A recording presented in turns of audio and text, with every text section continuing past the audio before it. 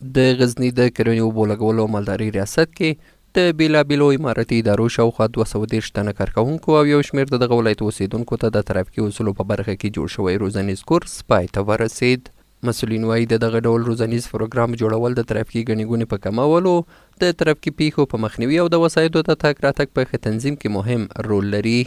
د دوی په وینا د ترافیکي اصولو په اړه د ښاریانو پوهاوی کولی شي د ښار ډېری ترافیکي ستونزې حل کړي.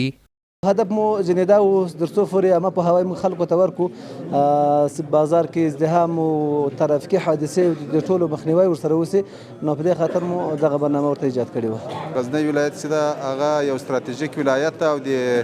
کابل او هرات او کندهار په مسیر پروت ده. موږ تاسې هر وخت اورو چې په اکثره ځایونو کې ترافیکي پیښې شوي، نو دا یو ډېر ښه مهم رول لري او ډېر اړین و ځکه موږ دغه ترتیب برابر. په ورته وخت کې یو شمېر تازه فارغ شوي کسان وایي ورکړل شوي زده کړې ورته ډېرې ګټورې تمامې شوي دي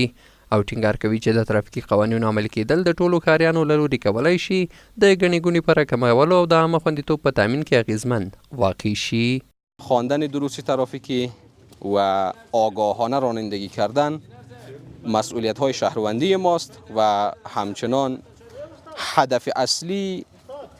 برای خواندن دروس ترافیکی و آگاهانه رانندگی کردن، هدف اصلی این است که ازدحام ترافیکی کم شود و حوادث ترافیکی کمتر شود در سطح غزنی و همچنان در سطح افغانستان. بسیار یک امر ضروری و یک سند ضروری می باشد که باید هر شهروند، هر درایوری که میخواهد رانندگی کنه و در جامعه مثلا تاکسیوانی کنه یا بار انتقال بده، بسیار موثر تمام میشه. د غزني د ترافیکو مسؤلین زیاتوي چې د روان کال په ترڅ کې د دې ولایت په مرکز او ولسوالیو کې شاوخوا 1000 کسانو ته د موټر چلونې جوازونه ورکړي چې دا چاره به د ترافیکي پیښو په مخنیوي او د ښاري نظم په ټینګښت کې مهم رول ولوبوي.